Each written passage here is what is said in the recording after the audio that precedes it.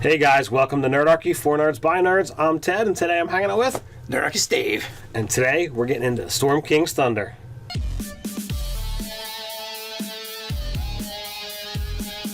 Before we do, head down in the description below where you can find Nerdarchy, the newsletter, gain RPG tips delivered right to your box, as well as learn how to game with us. Alright, so Katie from 360 Public Relations was nice enough to send us a preview copy of Storm King's Thunder. Yes, she was. She is awesome. So apparently she's working with Wizards of the Coast, and now she's sending us products. So thank you so much. So we just got it. It's literally been in my house for a couple of days, so none of us have really had a chance to really dive deep into it. But we did a flip through. We, talk about some of the great stuff that's packed into this, so that we can. Now I know both me and you have this book pre-ordered. Right. We don't even need it. We'll throw it away. Oh, no, thank you.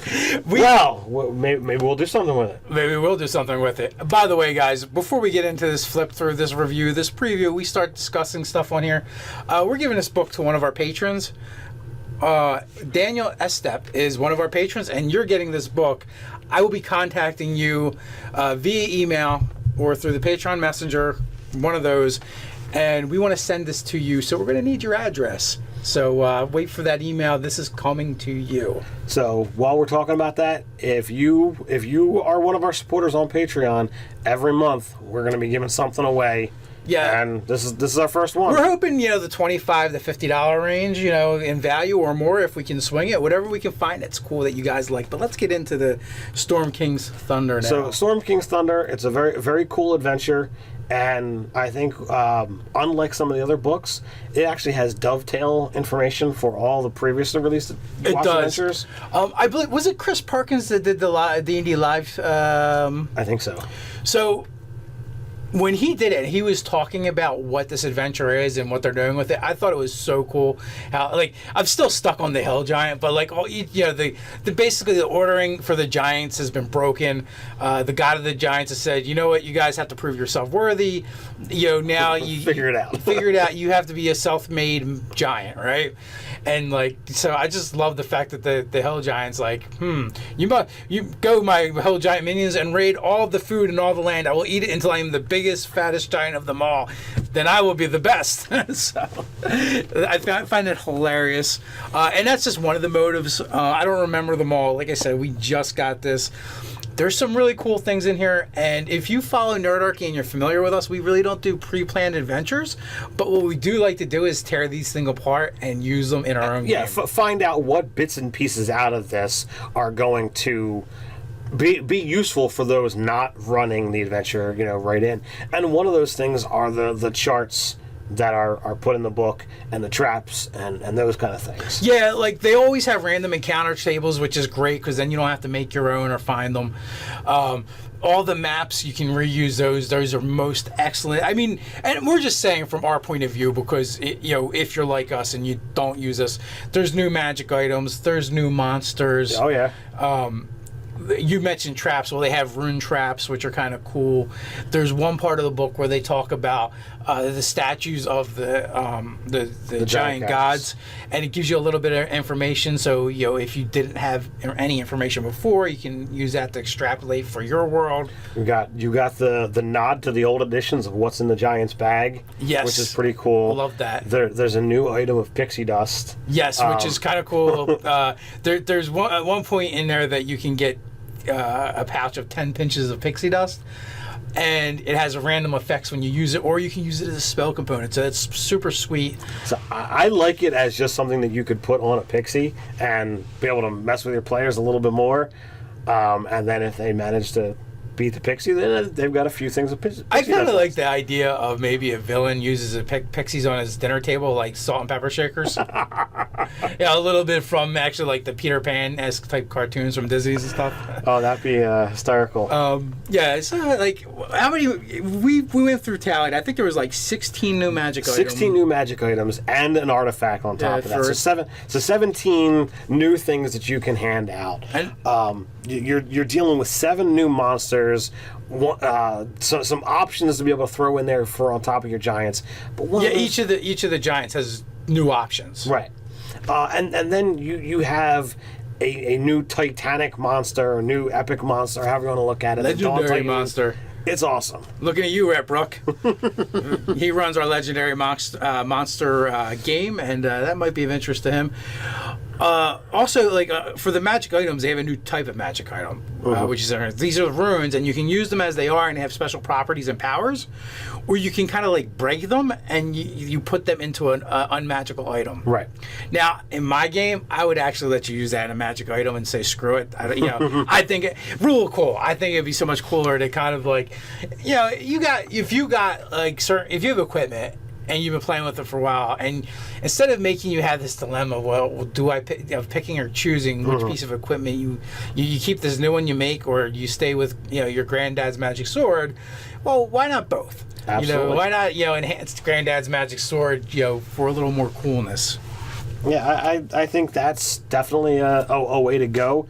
Every DM is going to do it differently, but I think they went with more of the 5th edition feel of, look, we don't want things stacking on top of stacks. Yeah. So, but the ultimate rule of the DM is always right. So if in your game you want to just let things, power each up, sure, go for it. So I would. One of the interesting things is they have giant runes. So, they have the different runes as well as what they mean, which, little details are cool like that. You can always add that into your game. The artwork in here is really good. I'm not even showing you the good stuff yet. And there's a couple places in there that it's like, forget text. This is a full 2-page artwork spread that is just nice. And I don't remember a lot of the other books doing that kind of thing. No, so, they look at that. That is fantastic. I showed this off in our weekly review. That is amazing. And there's like 3 of them in here, which, that's a lot for a book like this. Here's a super cool flow chart, which I don't know how you guys set up your adventures, but if I write out a lot of adventures, this is how I kind of do it a lot of times. I think I even stole that method from Nate the Nerd Arc, to be honest with you. Okay. Here's a little bit of recycled art. It's good art, but that one's definitely recycled. It's been around the block a handful of times. Boo! Oh, come on, stop it.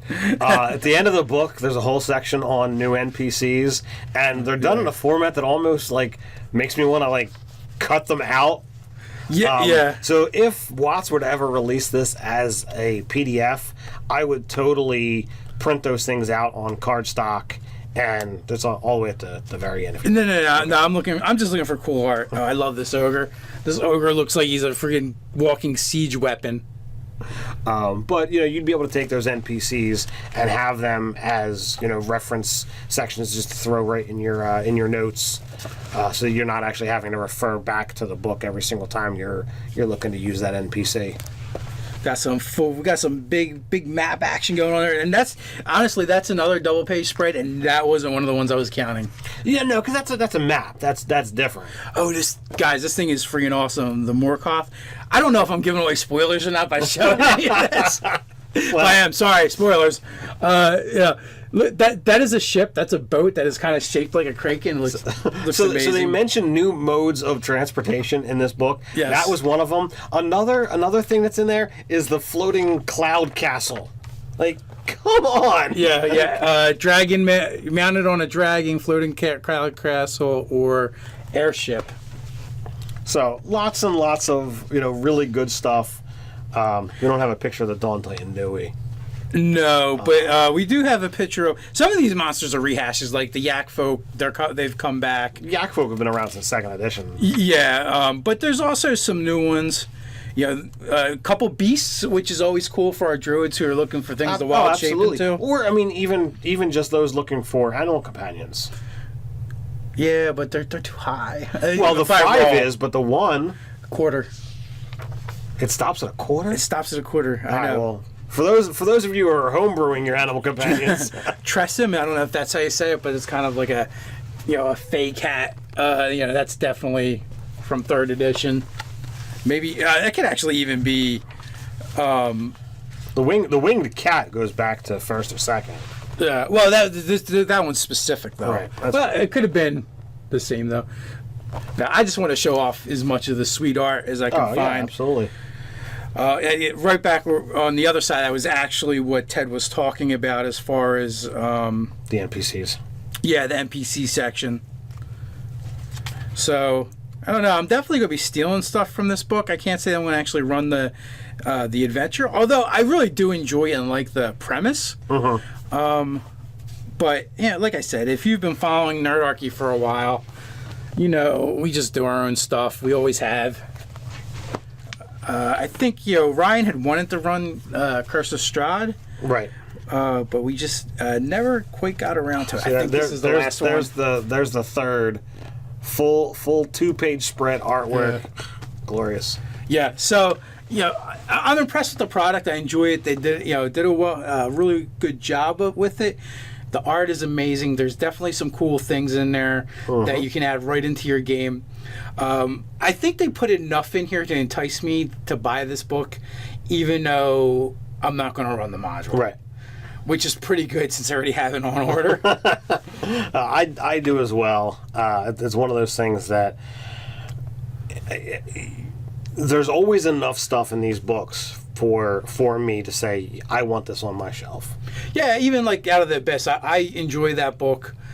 From all the Underdark stuff in there. So when I was running Underdark stuff in my game, it's convenient to go to and be like, oh, here's this stuff, or here's some interesting things for survival, or whatever. Just add some spice to your game. In addition to the other monsters and different things like that.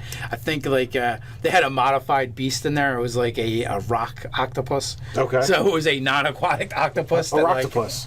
Rocktopus, yeah, pretty much. So I don't know, guys.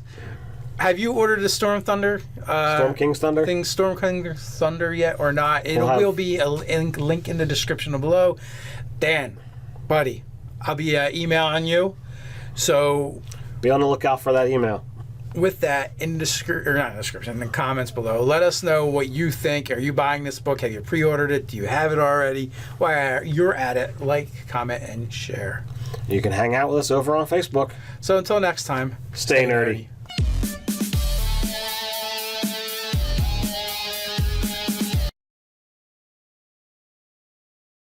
Katie from 360 Public Relations was nice enough to send us a preview copy of Storm King's Thunder. Yes, she was. She is awesome. So apparently she's working with Wizards of the Coast, and now she's sending us products. So thank you so much. So we just got it. It's literally been in my house for a couple of days, so none of us have really had a chance. Hey guys, welcome to Nerdarchy, for nerds by nerds. I'm Ted, and today I'm hanging out with Nerdarchy Steve. And today we're getting into Storm King's Thunder.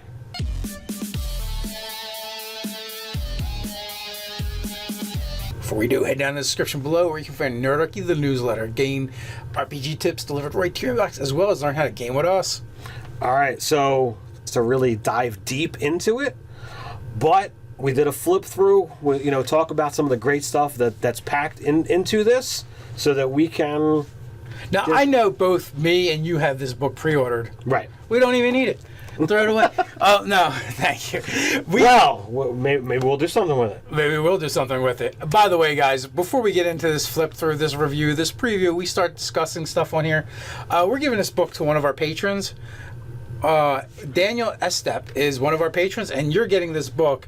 I will be contacting you via email or through the Patreon Messenger, one of those, and we want to send this to you. So we're going to need your address. So wait for that email. This is coming to you. So while we're talking about that, if you are one of our supporters on Patreon, every month we're going to be giving something away. Yeah, and this is our first one. We're hoping the $25 to $50 range, in value or more if we can swing it. Whatever we can find that's cool that you guys like. But let's get into the Storm King's Thunder now. So Storm King's Thunder, it's a very